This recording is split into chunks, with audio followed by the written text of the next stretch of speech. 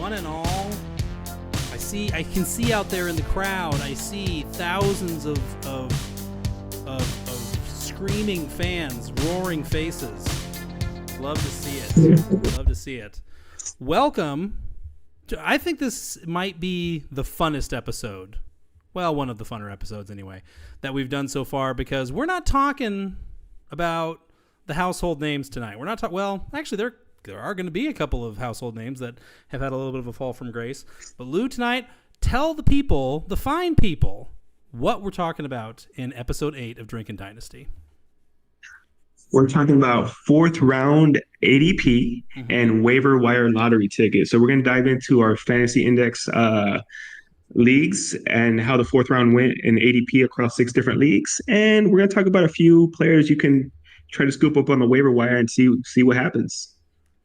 I like it. I like it a lot. Now, so I think it's worth pointing out, like,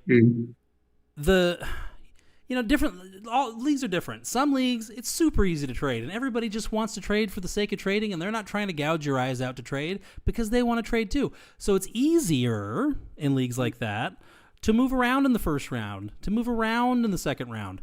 But in a lot of serious leagues, it ain't like that. If you want to move from the 8th pick in the first round to the 6th round, they want your firstborn child, the title to your most expensive car, and a kidney to move that 2 spots. In those leagues, it's going to be stick and pick a lot of the time. You're going to be like, okay, well, that's great that you guys love Quinshon Judkins so much. I'm not going to be able to get him unless I want to, mortgage my eyeballs to get him instead of Egbuka. So if you're in 1 or 2 leagues and you're listening to us talk about those guys, there's a little bit of like, oh, that's nice that you liked him so much, but I had no chance at him, so thanks a lot, assholes. That's not the case with these guys, okay? The guys we're talking about tonight, you can kind of, if you're trading like a Jerry Jeudy for a Cortland Sutton, kind of a mid-range type of guy, maybe you lean on the guy and say, I'm not so sure. Sutton's up there. How about you give me Jordan James? How about you toss in Isaac TeSlaa for me? These are the guys that you can kind of grease the wheels of a trade with, so they're more attainable. So that's kind of part of the fun here is they're there for the taking. They're for more sure. obscure, and if you go lean on the right guy, you might be able to get one of these guys. So that's nice. All right, Lou. So obviously, you know how we do things. It's not your first time on the show. Welcome to the show, by the way, Lou. Good to see you. Thank you. Appreciate that. How's the weather down there? Is it getting hot as Jesus like it is up here? It was a little hotter today, but still good in comparison to what Texas really gets to. So I'll take it. Tomorrow's going to be bad. It's going to be real bad. Oh, really? Right. I haven't looked, man. That sucks. Don't look. For God's sake, don't look. Let yourself live in ignorance for a few more hours. But before we get to the main course, you know what time it is, Lou. Show the label. Show the goddamn label. So I'm cheating today, man. I'm going to sip on 2 different things. So I'm going to be sipping on Buffalo Trace whiskey. Nice. Classy. So this, by the way, is a great whiskey at price point. It's typically around $24.99, man. So it's a really good taste for a good price. Mm-hmm. But this is in honor of taking your shots in the 4th round and on the in the waiver wire. And then I'm drinking some Karbach Love Street Blonde because these 4th round rookies and undrafted rookies need some love too. And sometimes they just need a little spot on your taxi squad. I like it. I like working the drink selection into what we're doing tonight. A lot of these guys are not unique. They're flawed. They're we're gonna be comparing some of these guys to other guys that we're talking about or other guys that we talked about in our previous episode. So if you want something unique tonight, maybe you need unique wheat from Community Brewing here in Dallas, Texas. I love Community Brewing so much. I don't know if the community Twitter account manager is aware of all this buzz that we're generating for that brewery yet. If not, they're kind of asleep at the wheel. But yeah, so a fruited wheat. And since I'm sure I'm going to rip through that, I have a nice big IPA for after that. So, all right. Oh. Booze is nice. But booze with boys, phrasing, is nicer. We got the booze. Lou, tell us about the boys. Let's do it, man. So let's dive straight into this to our fourth round ADP for our fantasy index leagues. Mm-hmm. So this is data pulled from across 6 different leagues, and shout out to Luke for putting that spreadsheet together. So at the 401 ADP wise, we have Isaac TeSlaa, and I'm gonna do the same thing I did on the last episode. He was drafted earliest at 308, latest at 409. Terrance Ferguson, drafted earliest at 307, latest at 411. I put a star by this guy because he was one of my guys. I thought he was going to get drafted earlier. Jordan James, earliest at 303, latest at 408. This guy right here is a big time faller. Ollie Gordon, earliest 308, latest 409. Tory Horton, earliest 307, latest undrafted. And honestly, I think we had one guy really pulling for Tory Horton across our league, so I think that's what happened on that one. And then I'm going to take a break after this. But it propped up his ADP big time. So I'm going to take a little break on this next guy. At 406, we have Will Howard, earliest 312, latest 411. So while I stop at the 406 ADP wise, like anything you want to bring up at the moment? So before we get to the 6 you just laid out, I do want to double back just for a minute to a couple of guys that were third rounders in last week's episode that I just felt like we didn't really put quite enough shine on. Pat Bryant and Jaydon Blue, honestly. Like, Jaydon Blue was a guy that I think was more so on the Dynasty Nerd radar. He went to Texas. He was the lead back for the Longhorns last year. The Longhorns were in the college football playoff, so that's naturally going to be a lot of face time. And he's got legit speed. But we had kind of downgraded him to like the C tier, maybe even the D tier of running back prospects in a very, very strong running back class. So partially not his fault. And then Pat Bryant. I mean, obviously it's nothing. There's nothing fancy about it. Sean Payton comes out talking about the guy like Michael Thomas. That gets everybody's attention real friggin'. So you need to hear real friggin' fast. Like Courtland Sutton has been operating as the Michael Thomas of sorts, since Sean Payton got there 2 years ago. And Courtland Sutton is looking for a new contract, and he doesn't have one yet, and he's getting up there in age. So you talk about being able to get a possible Courtland Sutton / Michael Thomas successor in the third round. Who doesn't want a piece of that? Bo Nix was the QB7 in fantasy last year. This guy could be the QB, the wide receiver 1 as early as 2026. It's possible. So that alone. Yeah, sorry, go ahead. I was gonna say no. I'm glad you brought those guys back up because, I mean, that's a great shot to take. I mean, I think he's expected to probably work the middle of the field.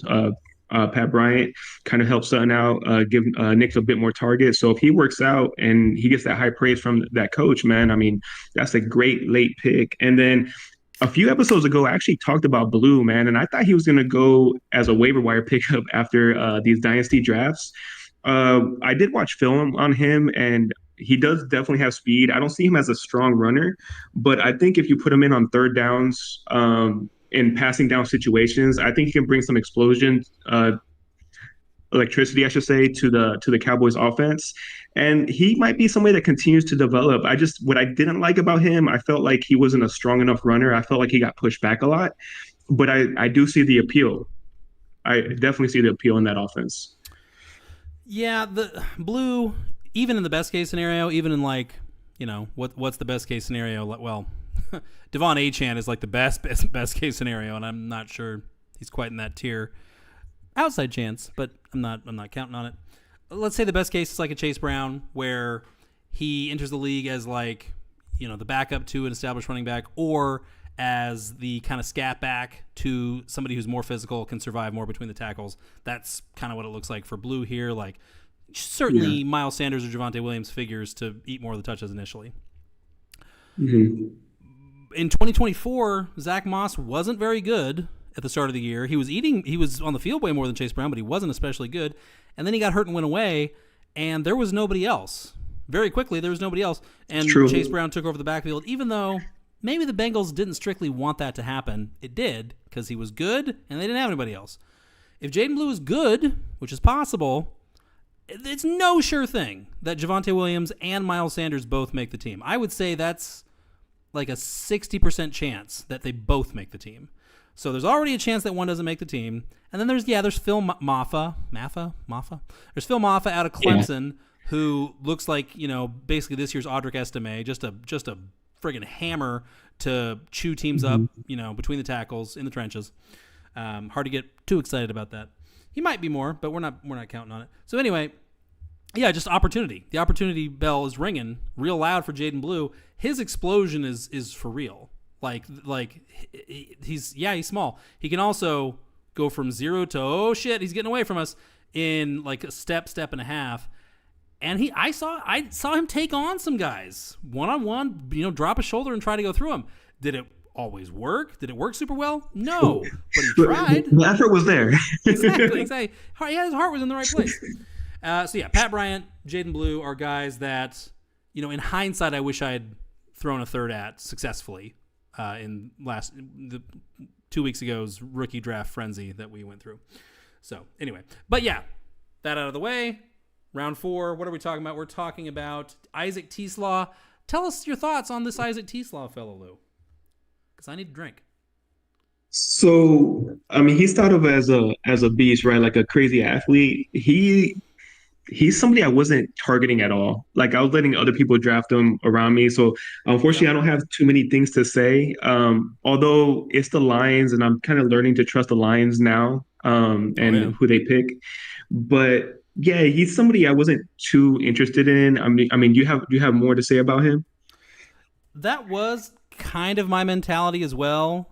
Was like, I'm not going to get distracted by, this shiny object here with the crazy combine performance. We've seen lots of guys go in and be, t-shirt and short rock stars, like Jason Babin back in, 20 years ago, a guy who like in April looked like he was going to be first ballot Hall of Famer. And then, didn't. He did shit later on in his career, but as a rookie and early on in his career, he was terrible. Anyway, so I wasn't planning to get him anywhere. I did, but that was because I also incorporated okay, this guy blew up the combine. He's shall we say, a novelty? Hint, hint. Nudge, nudge. Yeah. You know what I'm talking? Anyway, so he's a novelty, and then the Lions put the spotlight on him by taking him way earlier than anybody had him going. Early. And moving 2 future third rounders to get up to that pick to go get him. So I was like, okay, this dude's market's going to be super overheated. I won't be surprised if he winds up going like the second in a couple leagues because, there's going to be a feeding frenzy. We got a rabid Detroit Lions fan in a couple of these leagues too. So I was like, okay, shout out Gibbsy. That didn't happen. For whatever reason, I was surprised. Like, people did not come jumping out of their seats to go get this guy. He slid to the 4th in a couple leagues. I was in one of those leagues at 4.9, 45th overall. What were my options there? I think it was between him and like Kyle Monangai and friggin' another guy I like who we'll talk about later, Riley Leonard. I was like, well, shit, if you're giving him away, I'll take. So I did wind up with one or two TeSlaas, but not because I was planning to, just because, well, shit. It happened. It's a cheap, fast, huge piece of the Detroit Lions offense. All right, I'll bite. Let's see what happens. I'm not counting on anything, but let's see what happens. Yeah, it's one of those things like which I was planning on mentioning him a little bit later, but Savion Williams. I mean, it's kind of that same tier of guy where maybe the production isn't there, but like you see the build, the athleticism, and you're like, okay, maybe this guy gets coached up, and let's see what happens with his development on the field. I mean, both teams, Detroit and Green Bay, they're not stupid. They knew that was a premium pick, and they clearly made the calculated decision. Like, we know this guy is no sure thing to pan out in the NFL, but we want to get bigger and we want to get more athletic at that position. And this guy is a relatively cheap way. Third round, you don't want to give third rounders away, but this guy's a relatively cheap way for us to do that now. Let's do that now. So yeah. Anyway. But yeah, for TeSlaa, like, come on, Amon-Ra is still at the height of his powers. He flat, his tape at Arkansas is good. All like 7 catches that he had look great, so that's great. But he's a super long shot. Obviously, he's a taxi squad star for sure. And Hopefully he puts down just enough tape to like going into 2026. We can be like, remember that TeSlaa kid? Well, he's looking pretty good in camp this year, and now he's got to get a year under his belt. Let's see what happens. And it could happen, man. It could happen that way. Yeah. All right, who do we got after TeSlaa? Do you want me to? So we had Terrance Ferguson. Ah, yes. Which good pickup by people this late because he could be the starting tight end for the Rams at some point. For sure. After him, we mentioned Jordan James, who I love. For sure. Ollie Gordon, Tory Horton, and then Will Howard. And then that was the 406 where we took our break.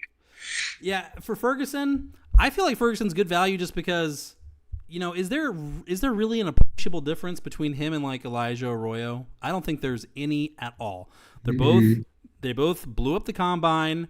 They absolutely look the part of like the modern fucking converted point guard or converted power forward tight end that the Antonio Gates craze started, and they didn't really do a lot in college. Ferguson did more though. Elijah Arroyo only had like 46, 47 catches total in college. Ferguson hasn't beat there, and Ferguson's behind Tyler Higbee, who is old as hell. He's like Travis Kelce's age almost, and he came back from an ACL tear late last year, but I mean, big injury, yeah, still has a recent ACL tear on him. So, but I mean, the ceiling is super low. Puka and Devontae Adams, like, come on. Definitely. And one thing about that, this draft was known for two things. It's known for running backs and tight ends, and the tight ends got great draft value. Yep. So if you're able to take a second round tight end in the fourth, like, hit that button, man. Hit that draft button. Ferguson went mid-third in a league, and he went into fourth in a league. So, yeah, that's anywhere in the fourth is fine value if you remotely needed tight end. Exactly. Yeah, and then Jordan James, I mean, it writes itself. You feel free to go first here, but there's a lot to love. Yeah, watched film on him. I love the way he ran for Oregon. So you know this about me already. I spent some draft capital on Christian McCaffrey, so I'm planning on buying the Christian McCaffrey candles to light up before every 49ers game. But if Christian McCaffrey goes down, can Jordan James pass up Guerendo or earn some playing time? Yes, he can.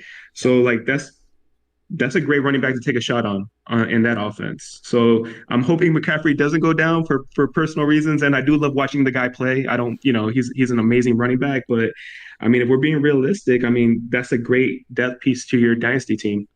Father Time is undefeated, and Jordan James absolutely is one of two real candidates to step in the event that Christian McCaffrey has to take a wellness sabbatical, has to hit the injured list for any amount of time. So the Kyren Williams, and yes, I'm about to make a Kyren Williams comp here, so brace yourselves. But Kyren Williams is a guy that myself and a lot of people completely ignored and dismissed and just struck a line through his name mentally when we saw his combine measurements from his rookie year in 2022. We just were like, okay, well, this guy's a nobody because he's small, he's slow, he can't jump, like, he sucks. He proved us wrong big time, continues to prove us wrong, but I'll admit it. I was like, okay, well, Kyren Williams is Kyren Williams. That's the exception to the rule. Certainly no other slow, small guys are going to be any good.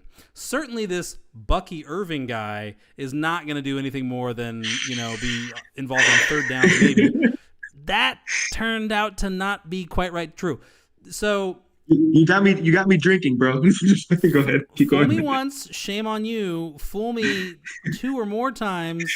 Fool me twice, shame on you. Fool me three times, now it's on me. We have an emerging archetype here, which is I'm kind of colloquially referring to as like the Goldilocks athleticism back. Goldilocks size athleticism combo back, where it's not so much about are they big or are they small. Do they have enough lateral explosiveness, like their vertical jump ability, their broad jump, and do they have enough body mass for whatever height and weight they are to where they're hard to square up? They're hard to get to knock backwards when you do get a shoulder into their sides or wrap them up or whatever. Because that's what Kyren Williams and Bucky Irving are. They're very difficult to hit clean. They chip off of the second tackler a lot of the time, and they make stuff happen after contact. Jordan James has the measurables to be exactly that. Like his biggest historical combine comp, just from his measurements that he had in Indianapolis, was Sincere McCormick, another guy who, I mean, he's not really on the fantasy radar right now, but he's another guy from this same school of running backs where it's like they're not that big and they're certainly not that fast, but they have enough moxie as a runner to where they can just make creative things happen consistently and string together missed tackles. So that alone, and he's young. He was a workhorse at Oregon. He's been on a blue chip offense. Same offense Bucky Irving just came from the year before. Not that super matters, but it's interesting. And of course, now he lands in San Francisco, where they like Isaac Guerendo so much that they went out and drafted Jordan James. So yeah, Jordan James, if you have Christian McCaffrey and a 4th round pick, if you don't use that pick on Jordan James, shame on you. You got to use your head. I agree. Use your head. So yeah, anyway, Jordan James rant over. So recapping that, then the next guy, of course, is Ollie Gordon, and we know his story, man. He crushed it the year before, fell flat on his face this past season, but one can blame that on the Oklahoma State offense itself. So might be the Thunder to Achan's Lightning, maybe punching in some touchdowns. We'll see. But great shot to take, I think, in the 4th on a guy that would have probably been a 1st round rookie draft pick last year. No, not probably. He would have been the number 1 running back. Oh, in that coming class. out of the draft. In that class. Never mind. Yeah, he would have been at least top 3. Yeah. You know who was a big Ollie Gordon guy? Pack fan. Oh, really? Pack fan. R.I.P. Pack. Wherever you are, you old so and so. Yeah, he was a big Ollie Gordon guy. He was saying all through 2023, man, I can't wait for this Ollie Gordon guy to hit the NFL. I'm going to have him everywhere. See you at the crossroads, Pack. Yeah, I mean, like it's a lazy comp, but only because, again, their athletic testing was basically identical. Caleb Johnson. Ollie Gordon is discount post-hype Caleb Johnson, period. Like that. Braelon Allen was a consensus early 4th rounder, maybe late 3rd, but I'm pretty sure 4th rounder last year as a 20-year-old who was freak big, who we were just like, well, is he just going to be a one-trick pony, slamming in 1-2 yard touchdowns? Ollie Gordon is 21. He is very young. He's huge. He's incredibly powerful. He's a great pick. And he's in Miami, where interesting things can always happen in fantasy until Mike McDaniel probably gets fired after this year. Hopefully not. That'd be a bummer. But yeah, it's all up for grabs after Achan. I know Jalen Wright is still there, and he's actually not small. He's like a 212, 214 pounder, but he ain't 6'1", 230. Like Ollie Gordon actually brings something unique to your offense, to your run game. So he's a hammer. Yeah, if you have Achan, you got to get Gordon. It's the same thing. You got to have a piece of this. IMO. And then Tory Horton and then Will Howard were the 405 and 406. So I'll be honest, I haven't watched too much film on Tory Horton, so I don't want to say too much, but I do know he presents an opportunity as I think potentially the 3rd wide receiver for the Seattle Seahawks, if I'm not mistaken. And then Will Howard, he's a good gamble, man, because we think by tomorrow they might announce Aaron Rodgers, right? Possibly. But if it's not that, then can he potentially be a starting quarterback or get a starting opportunity? It's possible.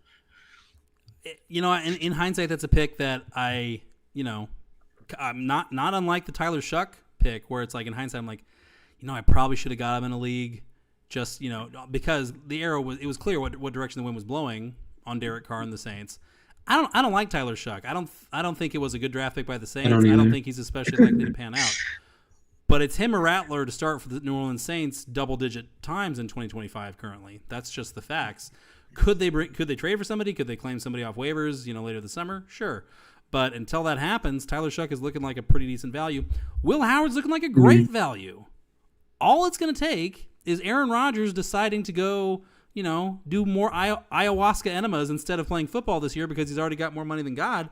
And it's going to be Will Howard versus Mason Rudolph for the duration. Will Howard can win that battle. I mean, they're kind of the same guy. They're big, awkward, vaguely mobile dudes who don't make a ton of great decisions, but they can go on hot streaks. I mean, Mason Rudolph was hot in December of 2023. Granted, that was thanks in large part to George Pickens beasting out like he did. Adios, George. But, any quarterback that could start even 6 games in the fourth round, that's got a lot of value. A lot of value. Yeah, and Horton, I don't know a lot about Horton. The tape that I've seen, it's always hard for me to. I'm a very snooty bitch when it comes to wide receivers. At least you know it. At least you know it and admit it. That's that one. He's nice, but he's just not tall. I need a tall guy. So the thing that I noticed in his tape where I was like, I don't like that, is if he caught the ball and then he got kind of fenced in by pursuit by a couple of defenders and he had to come to a dead stop. That happens to a lot of receivers. They come to a dead stop, have a real tough time getting back going again, and they're pretty much dead on their feet. That's a real yak potential limiter at the next level, at the NFL level. It's one of the reasons that I saw Trey Harris. I was like, nah, dude, this guy's not going to create in the open field. You're hurting my soul right there, man. But go ahead, continue. He's just not like if you want somebody on your team to do that, you have Ladd McConkey. You know, you have Quentin Johnston. You don't need Trey Harris to do that. Trey Harris, go run clear out routes. And I don't think that's necessarily going to be Horton. He does have some juice as like a guy running kind of deep crossers or even intermediate. But I don't know. Like you've got JSN and Cup. You've got guys that you can spam the football to underneath. What does that mean? It means Tory Horton, get on the outside and either make us throw you the ball or don't. We're fine either way. We don't need you. So yeah. Marquez Valdez-Scantling is there too. He kind of turned it on for the Saints down the stretch last year. And let's not forget, Clint Kubiak, the offensive coordinator for the Saints last year. Yeah, he's the offensive coordinator for the Seattle Seahawks now, so he knows MVS. So I'm not saying MVS is, killing Tory Horton in fantasy in 2025, but it doesn't help. It does not help matters. Yeah. So, Horton, I mean, whatever. Fourth round, you want to take a shot at this new look Seattle offense? Fine, by all means. I mean, the guy's big. He's got some speed. Sure. I like Tory Horton in the fourth a shitload more than I like Trey Harris in the second. I can tell you that much right now. So, yeah. Anyway. You just attacking me today, bro. You just attack. I can't help you, Took. My thoughts is my thoughts. Yes, I gotcha. Hey, so let's continue with the 407. We got Xavier Restrepo, earliest at 305, latest undrafted. Tahj Brooks, earliest 308, also latest undrafted. Quinn Ewers, earliest 404. I think his run in the college playoffs hurt him a bit, man. Latest undrafted. And let me take a little bit of time to say this name. Joquavius Woody Marks. Nice. Did I get it? Very nice. It's like the movie Men at Work. Golf clap? Golf clap. Earliest 406, latest undrafted. I actually put a sad face by this name, man, because I'm sad to say this, but Damien Martinez, earliest 309, latest undrafted. I thought he would go sooner. Yeah. No. And then this another, let's see if I pronounce this right, Kyle Monangai, earliest 406, latest undrafted. New Jersey football legend Kyle Monangai. Let's put some. Oh yeah. Oh yeah, pride of New Jersey. Went to Rutgers. Come on, this guy is New Jersey royalty. Snook. Oh, that's what's up. Snook, he stays with Snooki when he goes back home. He's got a room with Snooki whenever he wants it. He's a part of that Jim Tan laundry crew. Exactly. They're on the Jersey Shore. They're suntan. They got the gel in the hair. They're rocking it. Absolutely. That's unconfirmed. All right. So I'm getting too drunk already, Lou. Who do we let? Restrepo. Starting off with Restrepo. I think the spiciest boy of the fourth round here. The run on Restrepo in terms of like the range of picks used on him blew me away. 20 pick range. He went between 29 and being a priority waiver claim after the draft, which I call 49. So that's yeah.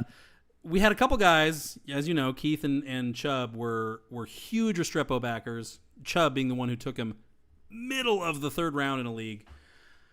And I mean, too early for me, man. way But too hey, early. He would have absolutely would have been there a round later. I don't know if maybe Chubb didn't have his 4th rounder in that draft. I don't know, but probably he was just top decking the sleeper queue and was like, oh, I like that guy.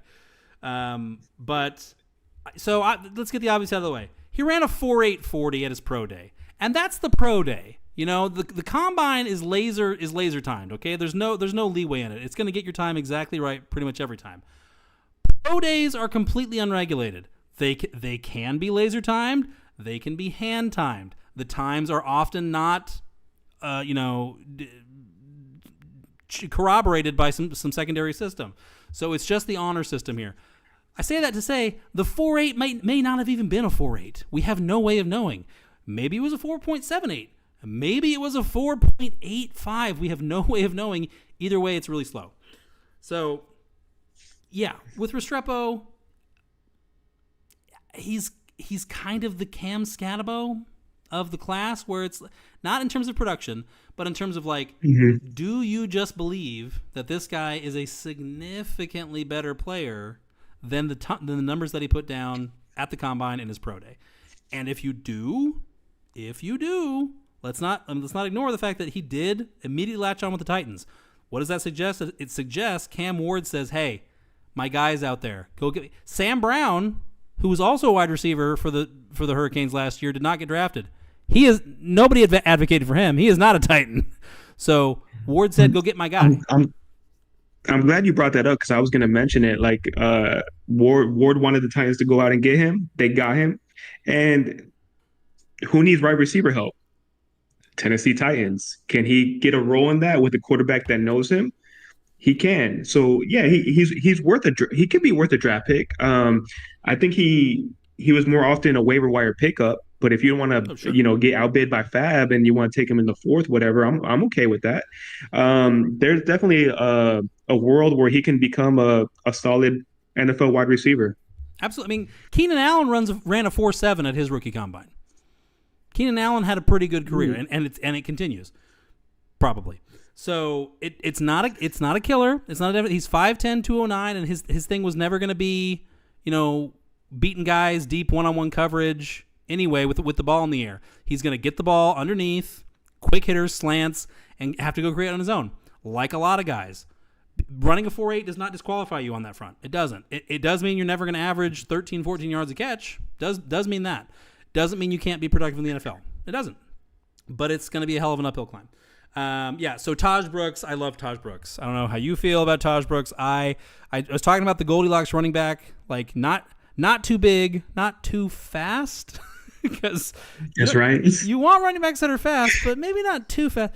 Anyway, I think Tahj Brooks, maybe more than any other back in this class, embodies the Goldilocks running back for me, where it's like, this guy just has just enough of everything. He's got enough wiggle. He's got plenty of wiggle. Led college football in missed tackles forced in 2023. Ashton Genty led it in 2024.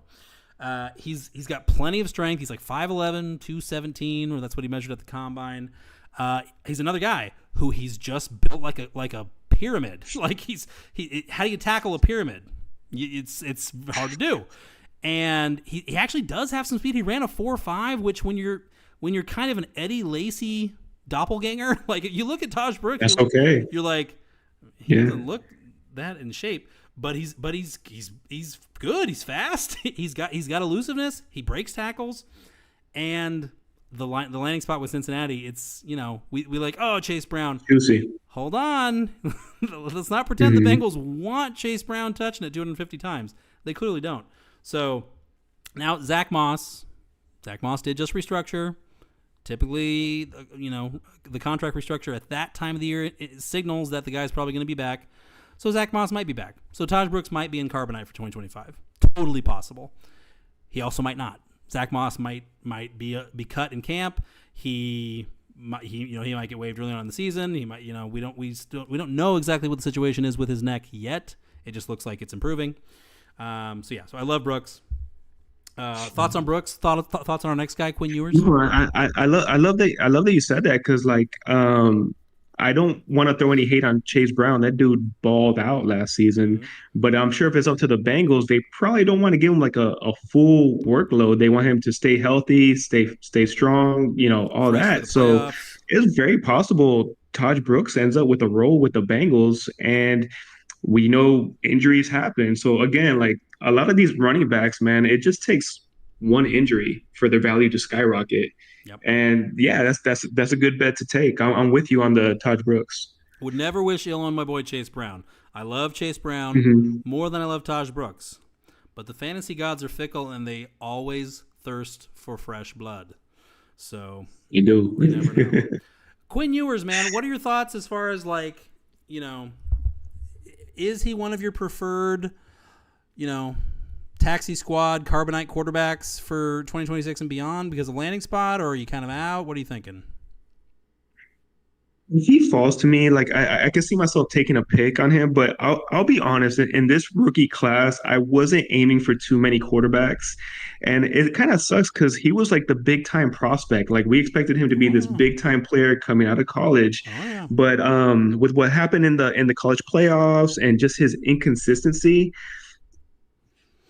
I wasn't really looking to pick him up. But then again, maybe he falls into a situation where he gets a shot, and that's all it takes sometimes, right? But for me personally, I wasn't really looking to draft a lot of quarterbacks this year. Sure. Yeah, I'm rooting for Ewers. I like Ewers. I love the landing spot. I mean, I don't know how you feel about it. I think it's 50-50 odds at best that Tua Tagovailoa is still a Dolphin in 2026. That's a great point, by the way. Yeah, great point. He is in a big-time prove-it year where I know he just got the big contract, 14 months ago, 12 months ago. Wait. Can I give you a timeout real quick? You're a known lover of the nickname you gave MILF Hunter, Zach Wilson. So are you saying that yours is going to beat Zach Wilson in training camp for the number 2 role? No, I'm not. I'm not saying that. But okay. Just checking. One of the scenarios is Tua, God forbid, has another concussion in September, October. Stop laughing. Or he just struggles. I mean, if he's healthy, he's unlikely to struggle. I mean, he's been pretty good with McDaniel when healthy. But whatever. Something goes awry with Tua in Miami this fall. MILF Hunter has to come on right away. It will be Zach Wilson if something happens to Tua initially. Zach Wilson is no sure bet to thrive. I'm intrigued to see what he would look like in a functional offensive scheme, but it's no sure thing. There is a scenario where Quinn Ewers either A, comes in for option 3 mop-up duty to close out another lost season, or B, goes into 2026 in like a camp battle as like an Aiden O'Connell type where it's like, okay, he's probably never going to be the QB of the future, but he might be the QB of the right now for at least half a season. So again, it's more interesting if you're just absolutely out of your mind, desperate at quarterback, and you just need guys who could possibly see the football field in the next 18 months. He's that kind of guy for sure. But I was surprised. I did not think he would fall all the way into the 7th round. That did surprise me. Definitely. Next on the list, the guy we mentioned is let's see if I say the name right again. Jo'quavious Woody Marks, drafted by my Houston Texans. He's not a guy that I was like that interested in drafting, but I can see the appeal because there might be an open spot behind Mixon. I haven't watched a ton of film on him, but he's known to be a really good pass catcher, and I can see that being helpful in the Texans offense. I'm also a fan of Dameon Pierce, but I do understand that he's been kind of not hitting the expectations lately, and he's been hurt. So, yeah, he's a guy that I can see maybe developing a role behind Mixon. Had a big week 18 to close out the regular season. Had that 92-yard touchdown, but yeah, generally his arrows pointing the wrong way. I think the appeal with Marks is that he's ready to contribute right now. He's 24. He's not a 21-year-old with baby fat on him that's still building up man strength. He's ready to go right now. He's kind of poor man's Devin Neal is how he feels to me. He doesn't have the wiggle, the greasiness as a runner of Devin Neal, I don't want to say. But he can bang into guys and fall forward a lot, and he's a plus receiver. So he feels like a quality spot fill-in for Mixon. And just quality depth at the position if Mixon goes down. Do you really want to lean on Dameon Pierce as the main guy? Probably not. So yeah, it seemed like a solid, way to shore up running back, plug it up for the Texans. And yeah, a fine dart throw pick in fourth rounds. It doesn't super blow my skirt up, but he could definitely be a spot starter in fantasy football this year in redraft. No doubt about it. Damien Martinez, so Ollie Gordon fell in the NFL draft, fell to the 6th round. Yeah, in part because everything went to shit for him and the Oklahoma State Pokes in 2024. He also got a DUI in July of 2024, and teams are still probably unnecessarily squeamish about that sort of thing. That definitely knocked him from day 2 into day 3. Same thing on Martinez. Martinez picked up a DUI in November of 2023 at Oregon. It was later tossed out. They did not pursue it, but it stayed on his NFL permanent record. And I think that was a factor here because he was too good. He was way too good. He was a 3-year, 1,000-yard rusher, over 6 yards a carry, all 3 seasons as a starter at Oregon and Miami. He's big. He's physical. He breaks tackles. He can get you big plays. He can catch the ball a little bit. There's no other reason this guy's there in the 7th round. So yeah, Martinez in Seattle. I mean, there was a lot of talk that the Seahawks were taking calls on Kenneth Walker, even Zach Charbonnet during the NFL draft. And this is clearly why. They were going to take one of these late running backs. They wound up going with Martinez. Either Kenneth Walker or Charbonnet is now expendable in the Seahawks' eyes. That's clearly how it looks to me. I think Martinez is going to see the field a fair amount this year. I don't know how, but he's good. I mean, he is good. He's a good player. So, yeah, Martinez in the 4th round. And Ian Allen from Fantasy Index, when I posted an article on their website showing what our ADPs were like across the 6 leagues, the very first thing he pointed out was, wow, Damien Martinez fell that late.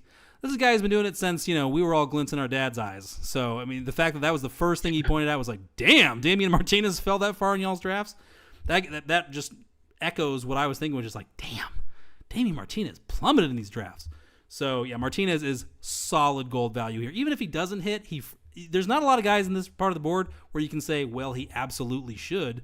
Martinez should, I think. So sure, he just needs an opportunity, and I think what hurt him is at the moment number 3 on the depth chart in Seattle, but that can change, like you said, because we've been hearing the rumors. But yeah, I was a big fan of his, and I was very sad when he got drafted when he did. This guy, I'm probably going to turn it over to you because I have not watched film on him, but Kyle Monangai, your thoughts on him? So actually, Xavier Restrepo is not the Cam Scatabo of running backs, because Kyle Monangai is somehow the Cam Scatabo of running backs, even though Cam Scatabo is running back, because Kyle Monangai should not be good. He's not very big. He's 5'8", 211. So is Ashton Genty to the letter. But what Ashton Genty does with his 5'8", 211 is a hell of a lot different than what Kyle Monangai does. Monangai is not fast. He's 4'6", and that's exactly how fast he plays. He does not. He's not elusive. He talk about guys like Bucky Irving who can make you miss in a phone book. This guy couldn't make you miss in a parking lot. Like that's not his game. But I'll be goddamned if when he hits a guy, he sticks his shoulder in a defender's chest.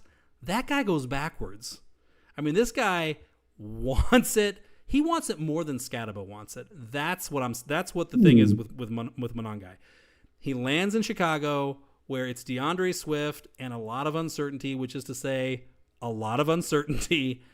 There's a real chance. I mean, we've got a new head coach, new offensive personnel on the sideline running the shop. They're not accountable to the Roschon Johnson pick. They could give a shit about this guy at this point. Travis Homer, who's this guy? Get him off my team. Like that's what Ben Johnson's forgot he was on the team. Ryan Poles is gonna be like, hey, we're gonna eat dead money if we cut him, and Ben Johnson will be like, I don't give a shit. Get him off the team. Like, it's gonna be probably DeAndre Swift and Kyle Monangai, maybe Roschon Johnson, come September cuts, come the 53-man roster time. So yeah, ton of value here. Who doesn't want pieces of the Chicago offense just for a ticket to the show? So yeah, love the Monangai pick here. Love the Damien Martinez pick. There's a lot of fun picks in the 4th round this year. Awesome. Yeah, like I said on our last episode, like this draft was fun all the way through. There was guys I was interested in multiple guys in every single round. So that was the cool thing, which leads us to our next part of this is guys who barely missed a cut ADP wise in our fantasy index league. So I threw in there some names that were actually drafted but missed the cut. So I'm gonna run through this list real quick. We have Trevor Etienne. I put a star by this guy's name, Brashard Smith. Yep. Dillon Gabriel. Oh, yep. I hope I say this name correctly, but he got good draft capital. Chimere Dike. Did I get that right? DK, but maybe it's DK. I think Chimere is. I'll have to look that up. Tai Felton. We mentioned this guy earlier, Savion Williams and Oronde Gadsden. Big time. Were guys that were drafted in our leagues but didn't make the cut ADP wise. And let's just start with the guy I starred, Brashard Smith. Yep. That guy might have a clear path at opportunity with the Chiefs, man. Like they have Pacheco, who I thought was dead before the draft. I thought he was going to be replaced. He's still there. He's still the number one back. You got Kareem Hunt getting older. He filled a good role for them last season, but did he look amazing doing it? He got the job done, but we can't sit here and say he looked amazing doing it. They signed Elijah Mitchell, who I like, but has a big history of injuries. That's true. We'll see what he ends up doing there, if anything at all. And then you got this young speedster who can catch passes, who used to play wide receiver, who I could see Patrick Mahomes using on third down, and Brashard Smith and developing a role. So, like, as a fourth round pick, man, what a great shot, in my opinion. How do you feel about that? To the Elijah Mitchell holders, truthers, the dude has not been seen since 2022. Like, if you're plugging up a spot on your roster, holding the seat for Elijah Mitchell. You're talking to me right now. I might have to. Okay, talking to Elijah Mitchell. I might need this. If you're an Elijah Mitchell owner, well then yeah, I'm talking to you. It's time to get with reality here, guys. Like, sorry, I'm not holding on to James Robinson shares either. Sorry, like the guy has not been seen in 3 years. That you don't come back from that. You don't, unless you were a superstar before. You're not coming back from that. Deshaun Watson didn't come back from that. He was a superstar. So yeah, it's time to liquidate your Elijah Mitchell in all likelihood. All right, I might make a breakup call after the podcast, man. We'll see. Brashard Smith is the Tyrone Tracy of this class. He was a 3-year wide receiver who converted to running back when he transferred to SMU and went gangbusters. He ran for 1,300 yards. He was fantastic. I will say his 14 touchdowns, he fell in from the 1 yard line a lot of the time for a guy who's like a $195, soaking wet. So that's, the touchdowns, don't think like he was hitting 40, 50-yard touchdowns regularly. He wasn't. The vision as a running back, very much a work in progress. This guy's going to be, Tyrone Tracy's the absolute, blind luck, best case scenario. He's going to be a receiving back option. But I will say, you're right in that, we all thought Pacheco, dead man walking. The Chiefs are going to go running back day 2 at the latest. And then after the draft, we were like, wow, Pacheco survived. We were saying Rachaad White survived after last year's draft because all they got was Bucky Irving. How that turned out for him. So Pacheco's not out of the minefield yet at all. Brashard Smith is a dangerous guy to have coming into the backfield because he can really catch it. He can really potentially be a big play guy. Whereas Pacheco's great, but he's a mauler. He runs to the fight. He runs to the defender. That's noble and all, but it's not necessarily what teams want from the running back long term. Dillon Gabriel, I'm really coming around on him. I don't know how you feel about him. I'm not, but I'm not going to hate on anybody that takes a late round pick or picks them up as a waiver wire. So I'm still on the fence that if somebody's going to win the battle between him and Shador, my money's on Shador. Sure. But they did spend a higher draft capital on him. It is possible he gets a shot. I can't hate on that. And the Browns have Flacco, but like Flacco doesn't really do anything for them future wise. Like, yeah, he might be able to get in there and help them win a few games, but it doesn't do anything for their franchise. Like Flacco is not going to be the guy moving forward. And it might not be any of these guys. It might not be Shador or Dillon Gabriel, but they need to find out. Sure. I mean, if Flacco's the starter week 1, he better win, and he better win right away, because the 0-3 Browns are going to go away from Joe Flacco. I don't care if he's got 10 touchdowns to no interceptions. If they're 0-3, they're 0-3. They're going to go away from Flacco. If they come out winning, then yeah, it could be Flacco for a while. I think it's going to be Gabriel or Shedeur. Either one of these two guys is going to have the majority of the starts in 2025. Yeah, my initial reaction too was like, what did they waste that pick on Gabriel for? That's so stupid. And then when they took Shedeur, I was like, yeah, why don't you just take him in the third round instead of being morons? But the more I think about it, like, the Browns took him in the fifth round not to teach him a lesson. That's how they have their board. That's how they view these guys. The Cleveland Browns are going in saying Dillon Gabriel is 2 rounds better than Shedeur Sanders, and it's on Shedeur Sanders to prove that we were wrong. So until he does, Dillon Gabriel is the presumptive favorite here. He is. And I went back and I watched the tape. I kind of like it a lot. This is a guy who's played a lot of football. He started 61 games in college football. You know who else started over 60 games in college football that went in the NFL draft recently? Bo Nix. You know who else could run a little bit? Bo Nix. Dillon Gabriel had some designed runs in college at the college level. He's mobile. He can run. He doesn't have Bo Nix's arm, but he's got Shedeur's arm. It is not a noodle. He on the run, especially the short to intermediate range, he can get it there with authority. It really pops coming out of his hand then. To me, it's an absolute dead heat between Dillon Gabriel and Shedeur to start. I am not giving the advantage to either one of them. If I had to pick, I would pick Gabriel. Right now, I would. Because he's got the draft capital, and he doesn't come with a freak show freak circuit sideshow with him. So yeah, Gabriel and Howard, tremendous value at quarterback to be had here potentially.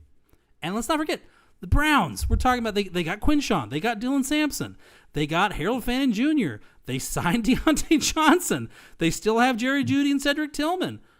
I mean, they got a lot of guys. They could be good. They have some pieces, man. If they could put it together, man, they could bring a lot of fantasy value moving forward. Yeah. That's what I'm saying. Chimere Dike. We have no idea. Did you watch much tape? Do you have thoughts? I have some thoughts. I have not yet. I haven't caught up to him yet. I'll have to put that on my list, man. So I'm gonna listen to you on this one. I do not like Alec Eomanor. I'll go ahead and say that. Okay. He is store brand Trey Harris for me. Just to give you an idea of how much. You keep hating on my boy, man. Okay, go ahead, keep going. He's store brand. He's store brand Trey. So he's even store brand. Okay. Alec Eomanor has a bit of the concrete hands disorder. The ball hits him in the hands and goes in the grass a little bit too much, and he does not run he didn't at Stanford run a super diverse array of routes. Pretty spirited run blocker, and I think that's the killer app here for him in the NFL. Is he can lock a guy up on a zone run, stretch run, but other than that, it's going to be a lot of clear out 9 routes in his diet. So he'll be in great shape all season. But Chimere Dike, he went 30 picks before Eomanor. They both went in the fourth round. Dike was the priority. I went and I looked at the tape. It's clear why. I mean, DK can play. DK's for real. Is he going to be, a fantasy factor in 2025 or ever? No sure thing. He's got real speed. There are not a lot of guys who have the kind of jets that they can run crossing routes, posts, and not even start their break until 20 yards down the field. I saw DK running deep crossing routes, crossing straight through where safeties conventionally wind up lining up and backpedaling into in the NFL and getting open. That is a real trait. That is the thing that makes an NFL team go, okay, we need 5 or 6 plays in the playbook that let us use what that guy does. DK has that. Okay, so this is a guy who he is, as far as I'm concerned, the wide receiver 3 in Tennessee. Tyler Lockett is the wide receiver 2 in Tennessee, as far as I'm concerned, to start. I like Lockett for. They just signed Robert Woods too. He went to Pittsburgh, but he went to Pittsburgh. Okay, gotcha. That's of interest too now with Pickens gone. But yeah, I like Tyler Lockett for 850, 900 yards this year. I think he's got one more trip around the sun in him. But DK could be a guy. DK absolutely could be a guy. He went to he didn't go to, goofball university. He went to Florida. He played big boy SEC football, and he can fly. He is this year's Jermaine Burton if Jermaine Burton weren't a huge shithead. So, yeah, DK is on the radar for sure. For sure. Okay, I like that. And then Tai Felton, to me, I was shocked. The Vikings didn't have a second rounder. So the fact that they used their second pick of the draft, they went offensive line in the first. Their second pick of the draft was a number 3 wide receiver. Jalen Nailor is done. Jalen Nailor is cooked. The Vikings are done with the Jalen Nailor show, which is weird because he kind of had a decent camp for them last year, but they're done.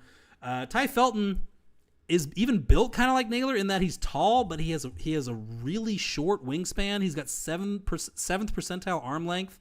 Very odd conformation.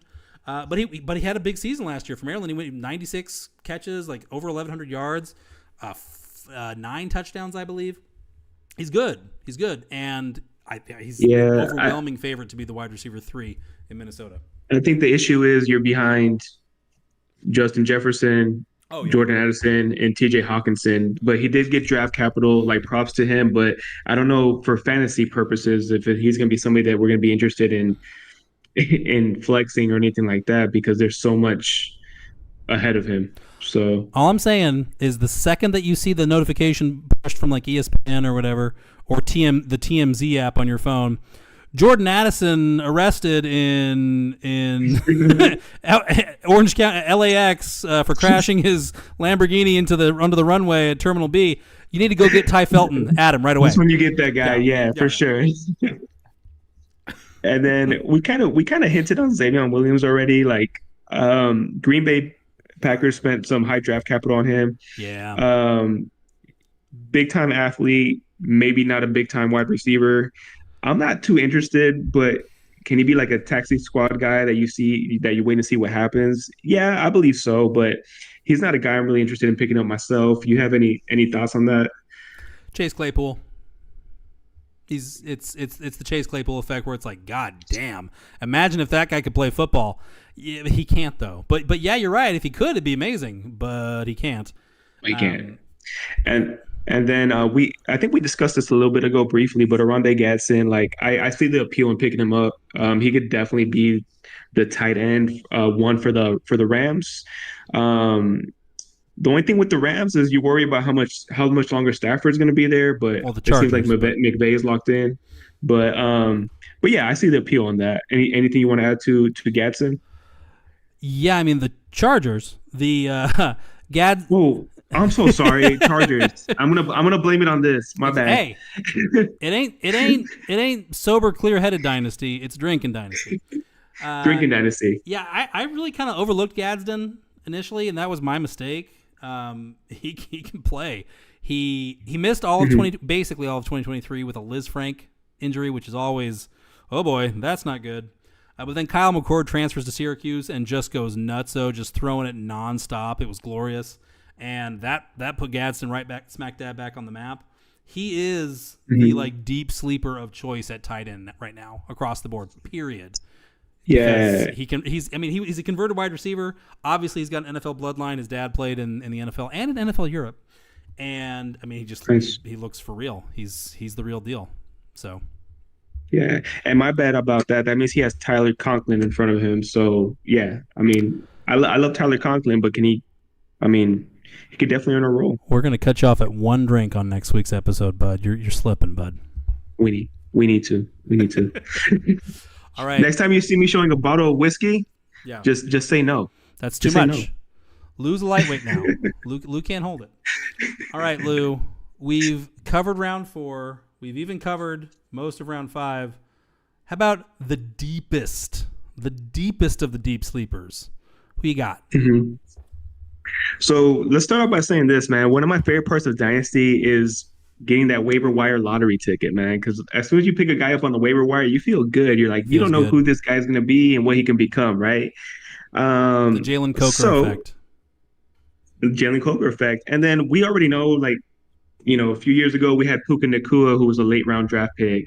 And then I did some research and kind of reminded myself of some guys. And I'm sure you know this already, Luke, but guys that went undrafted in the NFL. This is pretty cool, man. Antonio Gates, Priest Holmes, Wes Welker. I think they found him at a grocery store, Kurt Warner. That is correct. And your boy, Tony Romo. Bam.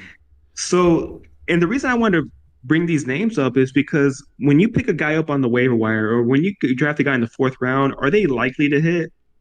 Maybe not, but it's good to take those chances because we don't know. We don't know. And guys continue to grow, continue to develop, and sometimes become these superstars. So, this is as you mentioned to me earlier before we started the podcast, this is a deep waiver stash. A guy that I watched some film on, Nick Nash.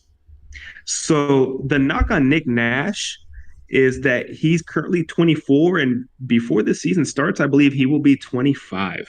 That's not too sexy when it comes to dynasty fantasy football. But when I watched the film, I saw good hands, body control. He fights for extra yards. He has great size. Like he put up really good stats in college football. And again, he wasn't playing for a huge college school, so he might have not always been playing against the best competition. But in the film, he looked good doing it. Yeah.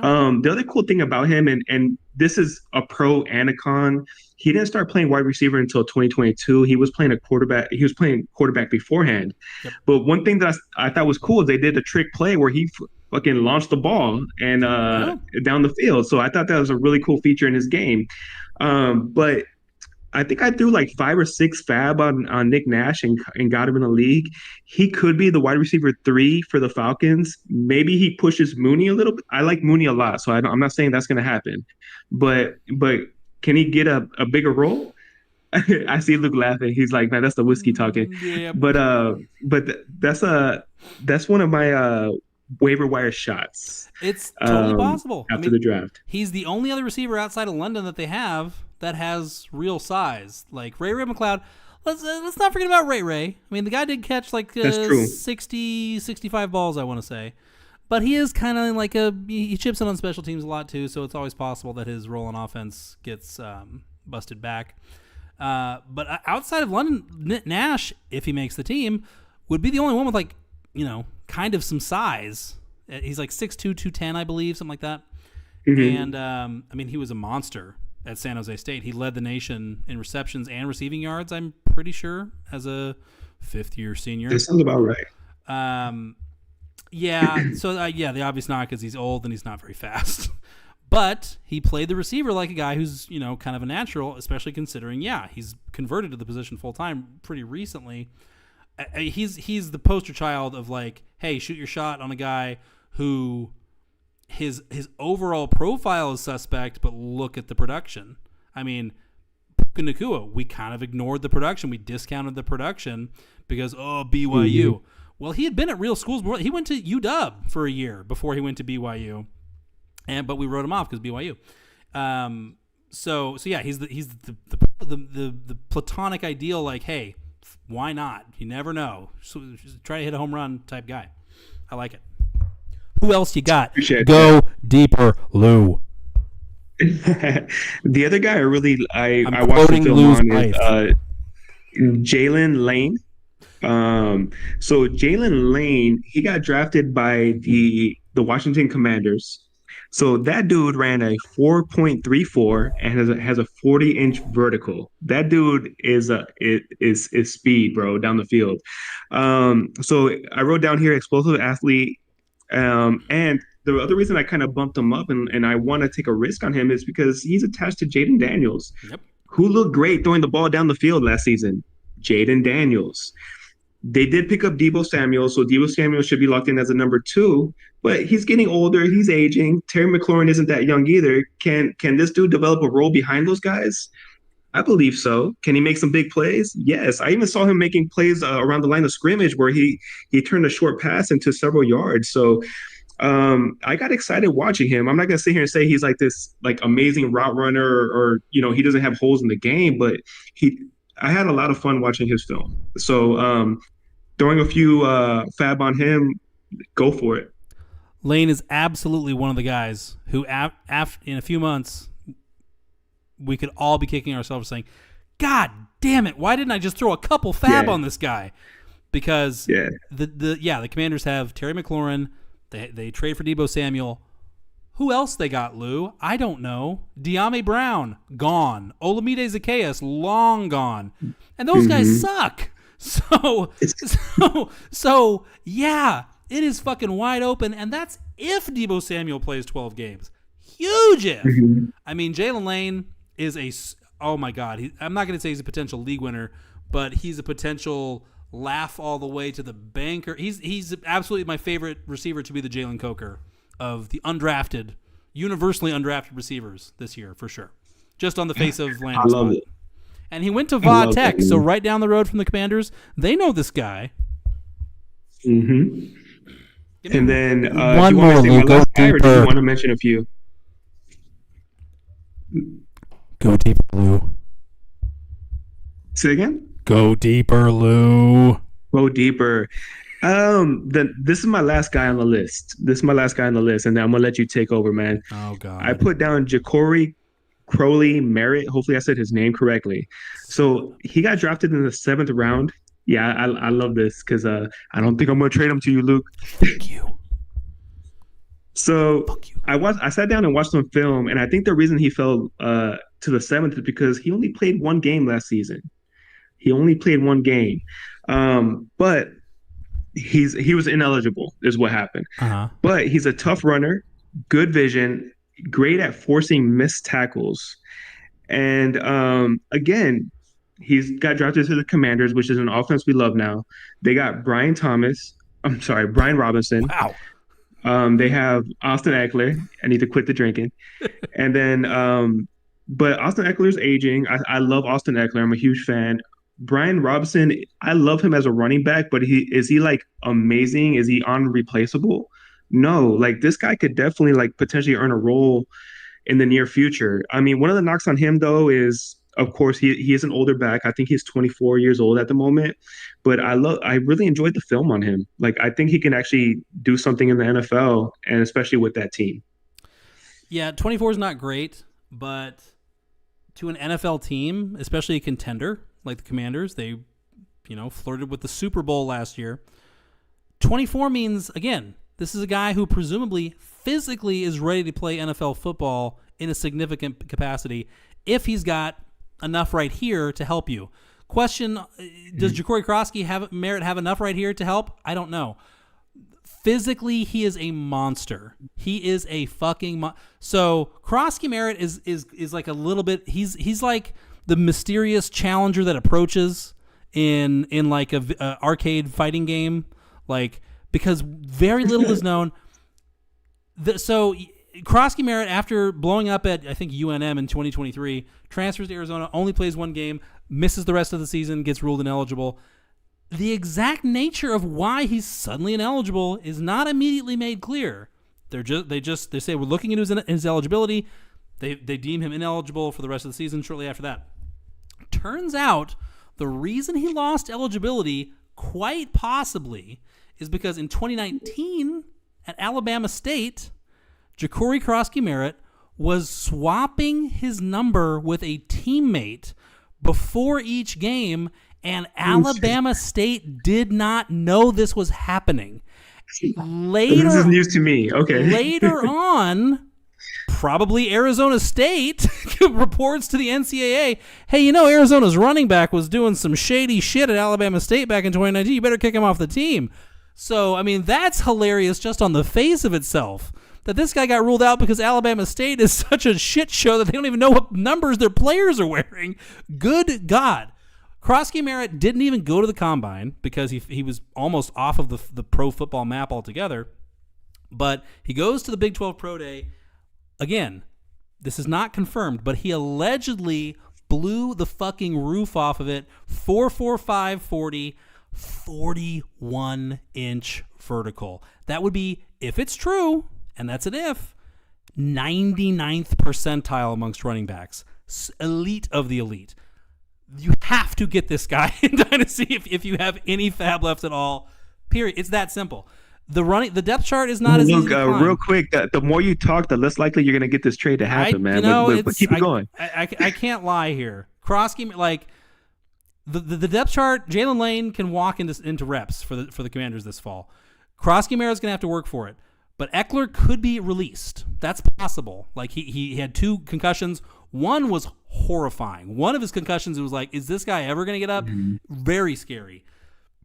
He was good last year, but he wasn't so good that, you're necessarily going to pay him $3-4 million again this year. And Brian Robinson is good, but he also might be just, like a future Hall of Very Good member, like Ryan Grant or Ryan Williams for the Chargers years ago. Anyway, Croskey-Merritt, if he sees the field, could be fantasy relevant immediately. Physically, he can play. He's close physically, he's close to like Bijan Robinson in terms of just physically what he is and the measurables. Like if he can put it all together on a football field, watch out. So I love you hyping me up, man. Jacory Croskey-Merritt. Oh, Keith is in Discord saying, "Bro, stop hating on Brian Robinson." I like Brian Robinson, but he's never gonna be. Keith. There's a main reason Keith is saying that. He traded a number 1, a first round pick for Brian Robinson last season, man. So there's, Keith. Brian Robinson is fancy Ramondre Stevenson. I'm sorry, that's just the truth. All right, so love Jacory Croskey-Merritt. Hate Lou for taking him from me in this episode. I'll throw a couple on top. If you need a quarterback and you missed on Will Howard, you missed on Dillon Gabriel, might I offer you Riley Leonard? Riley Leonard, who had sort of a ignominious, I would say, college career, but was decent as a senior at Notre Dame. Converted basketball player with plus athleticism. He's just a tick under 6'4". He's like 6'3" and 3/4. He runs like a 4.7 40.